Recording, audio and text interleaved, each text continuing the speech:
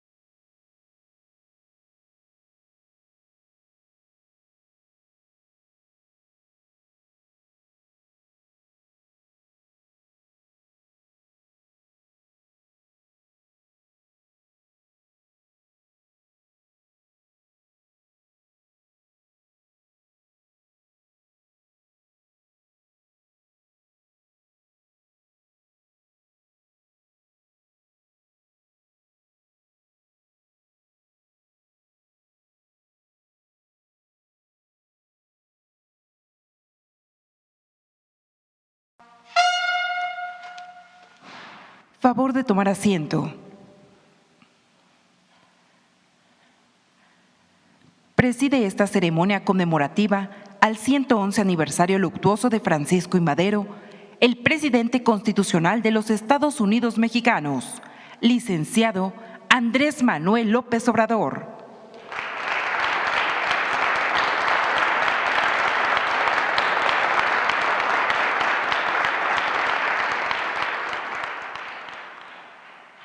Lo acompaña la doctora Beatriz Gutiérrez Müller, esposa del presidente de México.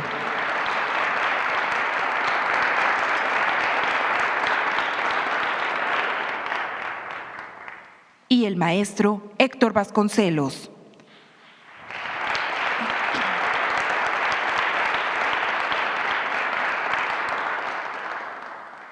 También nos acompañan integrantes del Gabinete Legal y Ampliado del Gobierno de México, representantes de medios de comunicación y quienes nos siguen por Internet a través de las redes sociales.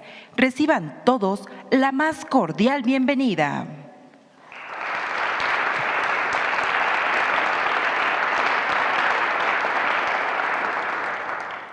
Hace uso de la palabra el maestro Héctor Vasconcelos.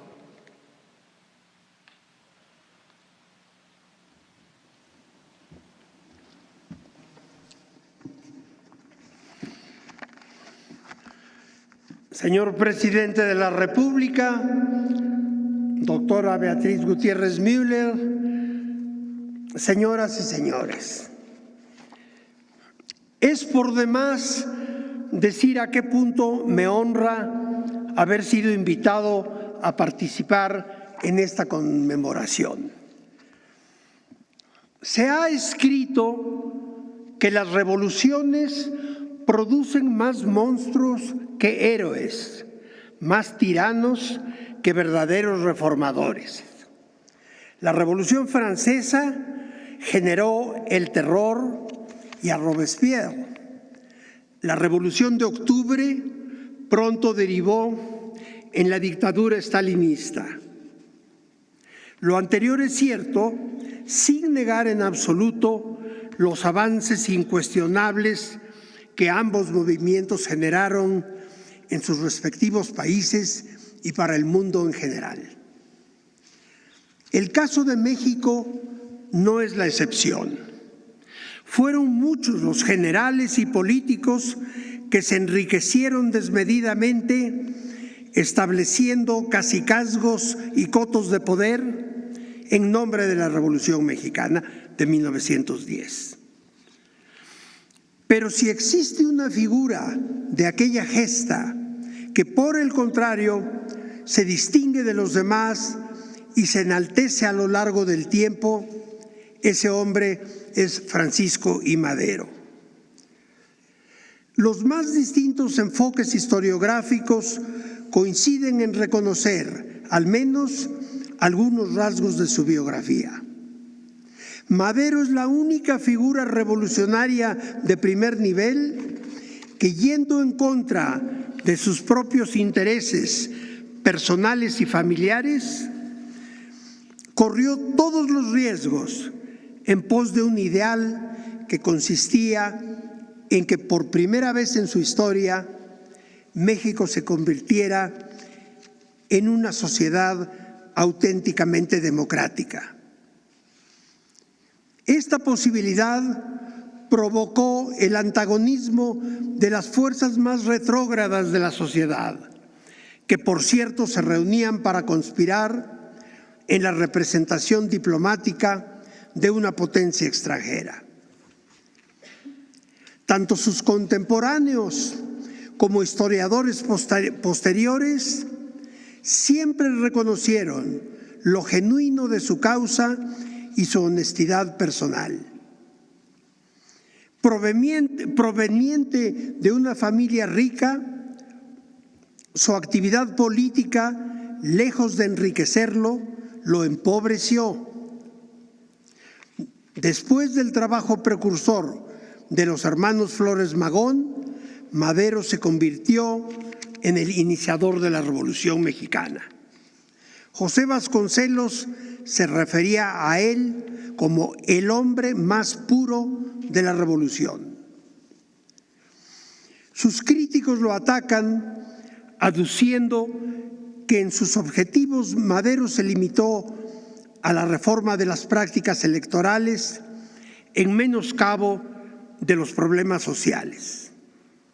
Estos críticos, a mi juicio, no advierten que un sistema genuinamente democrático implica necesariamente el mejoramiento social de la ciudadanía.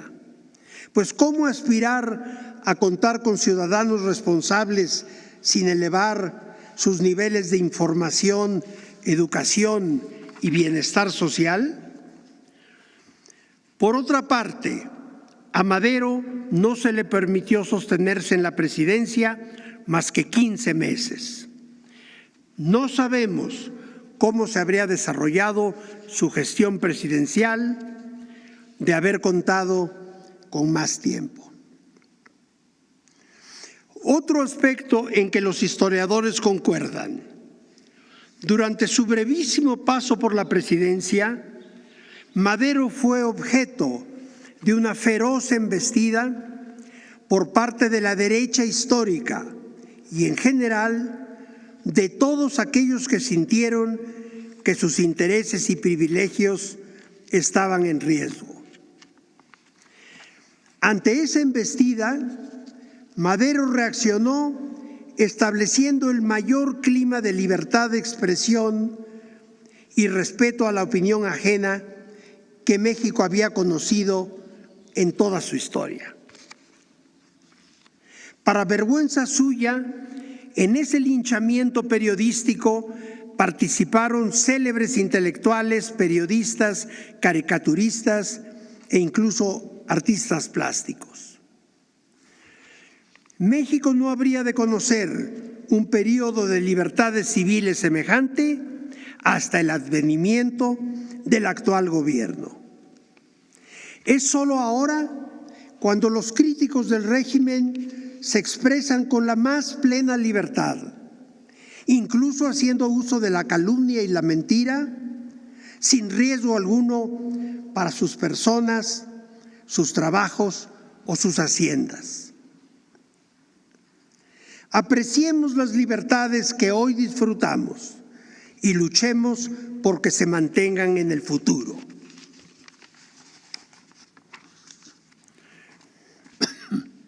Quiero recordar, entre sus muchos atributos, que Madero también arrastró la pluma y produjo un libro que se convertiría en un llamado a la acción.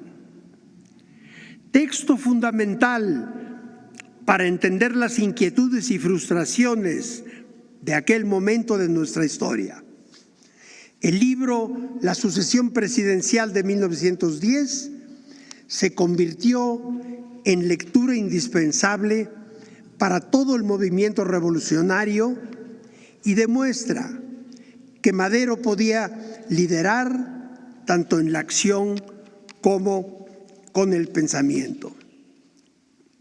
Solo los grandes problemas nacionales de Molina Enríquez de 1908 tuvo una influencia comparable en los albores del siglo XX. Señoras y señores, hoy vivimos días en que la infamia, la calumnia y la maledicencia andan desatadas por nuestro país. En cierto sentido, siempre ha sido así. Las transiciones del poder son los momentos más críticos de nuestra vida política. Si hoy nos parece que el debate es más álgido y polarizado que nunca, eso se debe a la profundidad de los cambios que este gobierno ha generado.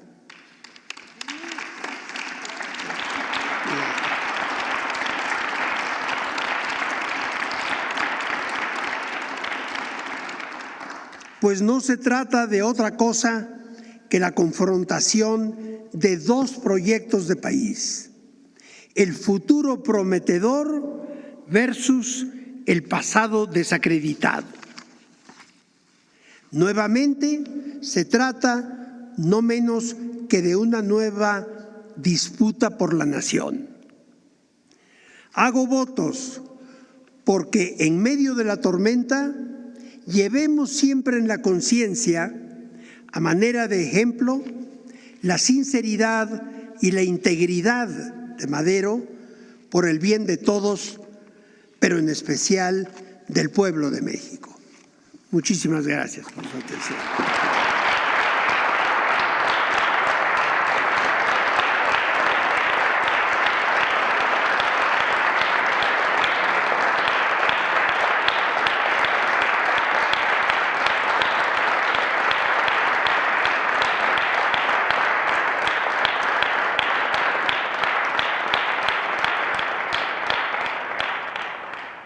El presidente de los Estados Unidos mexicanos, acompañado de su distinguida esposa, la doctora Beatriz Gutiérrez Müller, y el maestro Héctor Vasconcelos, depositarán una ofrenda floral y montarán guardia de honor con motivo del 111 aniversario luctuoso de Francisco y Madero.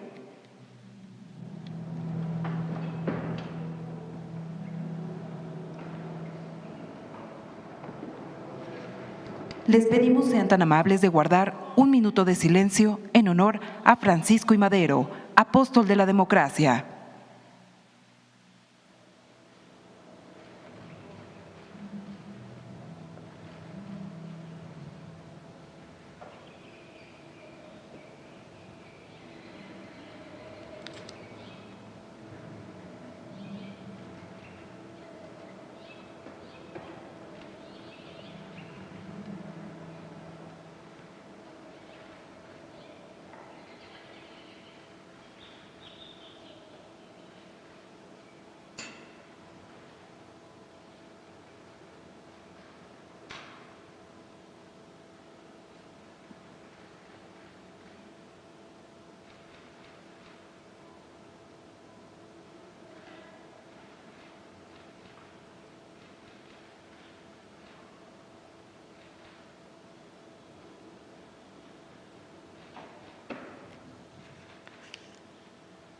Se invita al señor presidente, a su distinguida esposa y al maestro Vasconcelos pasen a ocupar su lugar en el presidium.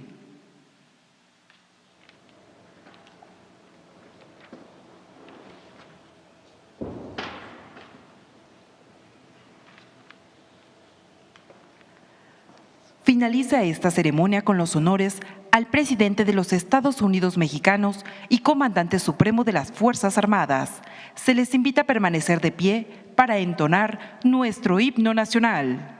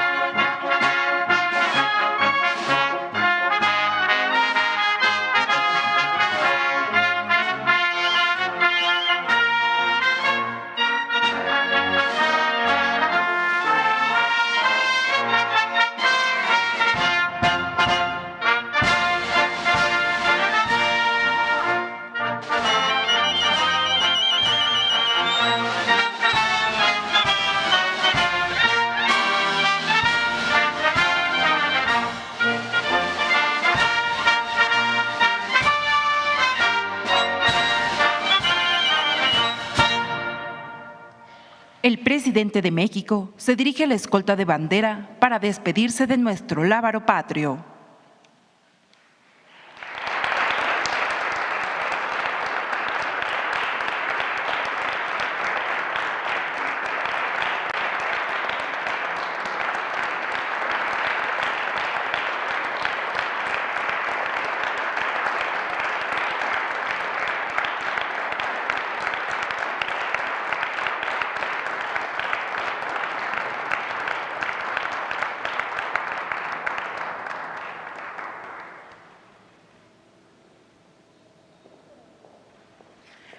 Se agradece la asistencia del presidente de los Estados Unidos mexicanos, de su distinguida esposa, así como de los funcionarios e invitados a esta ceremonia. Muy buenos días.